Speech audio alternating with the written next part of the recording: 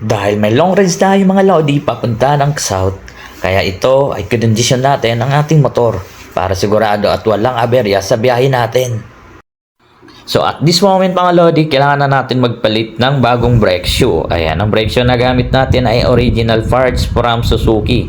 So genuine parts po yan ng Suzuki mga Lodi. So ngayon mga Lodi ay check ko yung makina natin dahil may tulo na sa baba. So sabi ng mekaniko ay papalitan lang yan ng tappet o-ring. Kaya ngayon pinalitan na natin ng tappet o-ring para sigurado na walang tulo yan mga Lodi. So hawak ko na nga pala yung SJP tappet o-ring. So ayan, pina-check na natin sa ating magandang counter. Ayan, kung magkano magpapalit ng tappet o-ring mga Lodi. So ayun na nga mga Lodi, no, tinignan niya ang ating ORCR para makuha ang ating pangalan dito. So pagkatapos niyan mga Lodi ay binaba na agad-agad ang ating oil. Napakaitim na talaga ng oil natin mga Lodi. Kailangan na natin palitan ng bago. Ano nga pala yung gamit nating oil mga Lodi? Kaya ngayon samahan nyo ko kung anong ginagamit kong oil para dito sa ating Suzuki Legendary. So ayan mga Lodi ay sasama natin para i-tune up ang ating motor dahil long rides nga ang pupuntahan natin. So ito nga pala yung gamit kong oil mga Lodi, R7000 semi-synthetic. Ayan, 10W40 po yan mga Lodi. Napaka-solid yan na oil. Talagang wala nang cold start. Andar agad yan yung inyong Legendary Smash.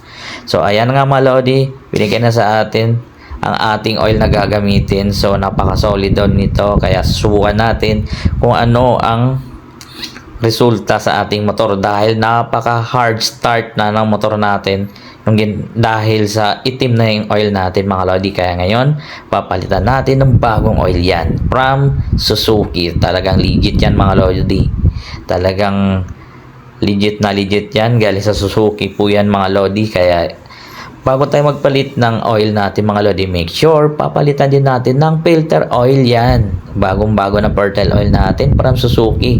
So lahat po ng parts na kinabit natin ay original parts po yan mga Lodi. Kaya sigurado tayo at walang aberya sa mga biyahe natin. Kung magpapalit lang kayo mga Lodi ng mga pyesa, syempre sa Suzuki na mga Lodi kung talagang Suzuki ka. So ayan na mga Lodi, sinimulan na, pinatune up po na rin kaagad yung makina natin. Ayan, tune up, and shoutout sa mekaniko ng Suzuki 3S dito sa Tinigiban. Ayan, si Kuya Andrew. So ayan, talagang nilinisan na rin mga Lodi yung ating flange para dito sa ating preno para mas makapit at malinisan ang loob. So ayan mga Lodi, pina-check ko na rin, pina-align ko na rin yung ating kadena, pinahigpitan natin lahat.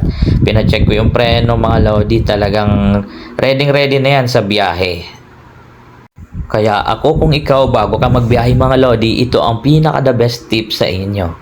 So unang-una papalit tayo ng preno, double check natin yung mga oil natin, baka wala nang langis yan. So magpapalit agad tayo ng filter, lahat po mga Lodi ay i-check natin. Kung gusto nyong i-tune up, pwede yan para mas maganda yung takbo ng motor natin. So kung ikaw may long runs mga Lodi, make sure na ready yung motor mo para iwas aberya. Kaya ride safe sa ating lahat, and kita-kits tayo for the next video. So yun mga Lodi, no, pa-share and like yung ating video mga Lodi, pa-follow na rin para sa ating next video. Ride safe!